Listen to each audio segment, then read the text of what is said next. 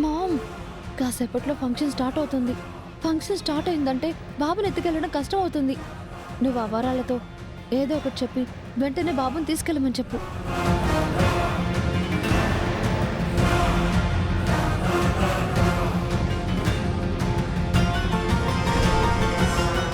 ఏం వరాలు చెప్పండి మేడం. ఫంక్షన్ స్టార్ట్ అయితే బాబుని తీసుకెళ్ళడం కష్టం అవుతుంది. ఇప్పుడు ఆ అహల్య ఒంటరిగా బాబును ఆడిస్తోంది. ఎవ్వరికి డౌట్ రాకుండా ఆ అహల్య దగ్గర ఉన్న బిడ్డను చూసుకుని ఇక్కడి నుంచి వెళ్ళిపో. Okay madam.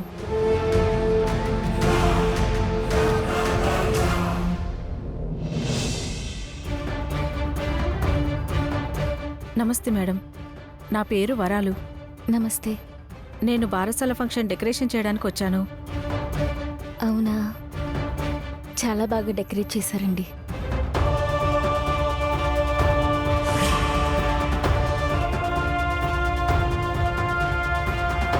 మీ బిడ్డ చాలా ముద్దుగా ఉన్నాడమ్మా, అందంగా ఉన్నాడు. నేను ఎంతో మంది బిడ్డలను చూశాను కానీ ఇలాంటి బిడ్డని మొదటిసారిగా చూస్తున్నాను. Thank you. మీరేం అనుకోకపోతే ఒకసారి మీ బాబుని ఎత్తుకోవచ్చా? మరేం లేదండి, బాబుని చూడగానే ఎత్తుకోవాలనిపించింది. ప్లీజ్ మేడం, ఒకసారి ఎత్తుకుంటాను. అయ్యో, ఎందుకండి అంతలా బ్రతిమాలుతారు? తీసుకోండి.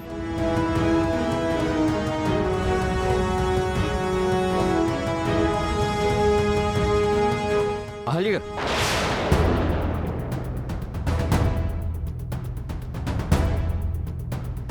ఏం చేస్తున్నారండి? మీ బాబు చాలా ముద్దుగా ఉన్నాడండి, ఒకసారి ఎత్తుకోవాలనిపించింది. మీరు డెకరేషన్ చేయడానికి వచ్చారు కదా, అవును సార్. మీరు వెళ్ళి ఆ బెలూన్స్ అవి ఊదారు, పూలు అవి కట్ చేశారు. అవన్నీ పట్టుకోవడం మూలంగా మీ చేతుల ద్వారా ఏమైనా ఇన్ఫెక్షన్స్ వచ్చే అవకాశం ఉంది. చంటి బిడ్డ కాబట్టి జాగ్రత్తగా ఉండడం మంచిది. మీరు వెళ్ళి మీ చేతుల్ని శానిటైజ్ చేసుకొని రండి. ఆ తర్వాత కావాలంటే బిడ్డను ఎత్తుకోవచ్చు. ఉమ్.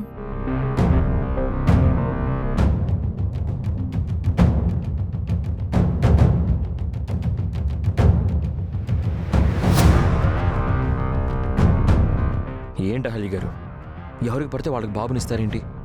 ఆవిడ అంతగా అడిగేసరికి కాదనలేకపోయానండి. ఆవిడకి ఇవ్వకూడదని నేను అనట్లేదండి, కానీ ఆవిడ పని చేయడానికి వచ్చింది. ఆవిడ చేతులు చాలా అపరిశుభ్రంగా ఉన్నాయి. ఆ చేతులతో ఎత్తుకుంటే బాబుకి ఇన్ఫెక్షన్ వస్తుంది కదా. అవునండి, నేను అంత దూరం ఆలోచించలేదు. ఆలోచించాలండి. బాబుకి ఎవరి నుంచి ఎలాంటి ఇబ్బంది రాకుండా మనం చూసుకోవాలి, లేదంటే ప్రాబ్లం అవుతుంది. అలాగేనండి.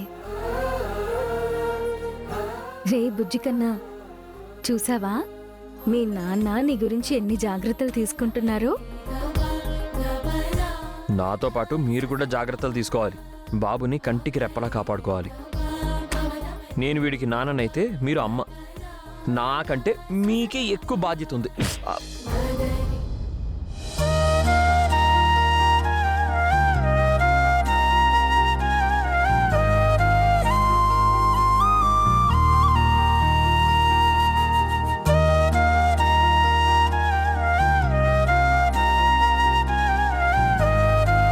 తలకాయ ఒక్కసారి ఢీకొట్టుకుంటే కొమ్ములొస్తాయంట. మళ్ళీ ఇంకోసారి ఢీకొట్టుకోండి.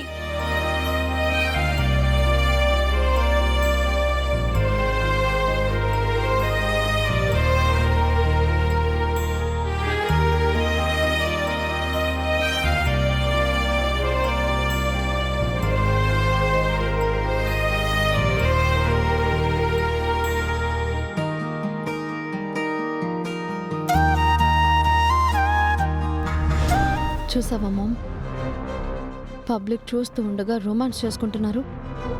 ఇక్కడ అందరూ ఉన్నారన్న ఇంగిత జ్ఞానం కూడా లేకుండా పోయింది వాళ్ళకి. కూల్ బేబీ, ఆ రొమాన్స్ ఏదో కాసేపే. ఆ తర్వాత ఎలాగో మనం వైలెన్స్ మొదలు పెడతాం కదా, అప్పుడుంటుందా అహల్యకి. ఒల్లోడించేద్దాం.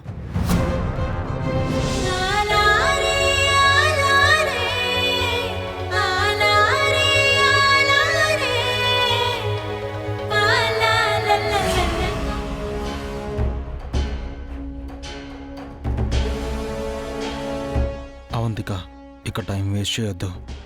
యామిని గారు ఏదైనా ప్లాన్తో వచ్చారేమో, వెళ్ళి అడుగుదాం పదా.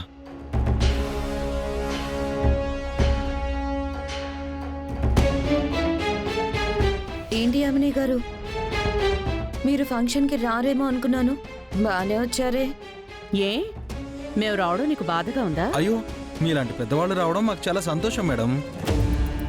పైగా మేము మీకు కాబోయే బిజినెస్ పార్ట్నర్స్ కూడా కదా. ఊరికే బిజినెస్లో పార్ట్నర్షిప్ ఇవ్వరన్నయ్య. మా మామ్ చెప్పింది చేస్తేనే వస్తుంది. ఆ పనిలోనే ఉన్నామా అతిథి. ఎప్పటినుంచో ఆ పనిలోనే ఉన్నారు, కానీ ఏం వెలగబెట్టారు?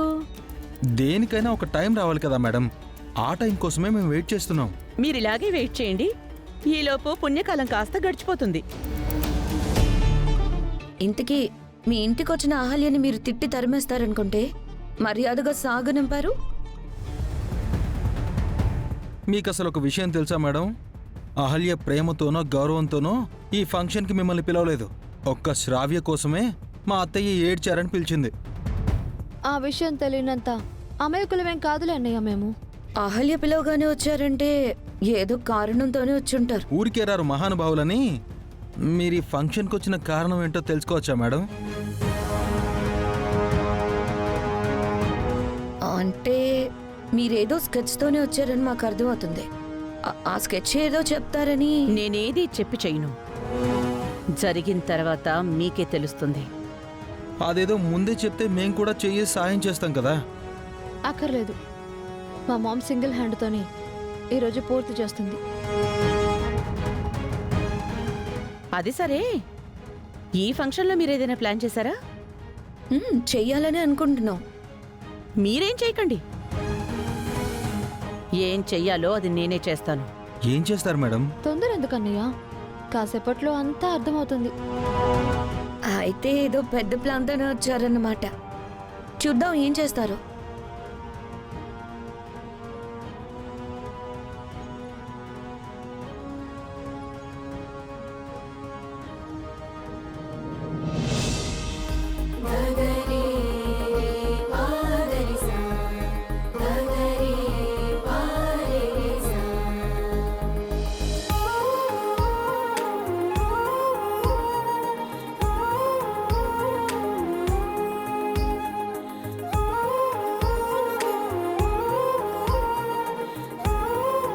అందరూ ఒకసారి వినండి. మరికొద్దిసేపట్లో ఫంక్షన్ స్టార్ట్ అవుతుంది. మా ఆహ్వానాన్ని మన్నించి ఇక్కడికి వచ్చిన మీ అందరికీ పేరు పేరున కృతజ్ఞతలు తెలుపుకుంటున్నాను.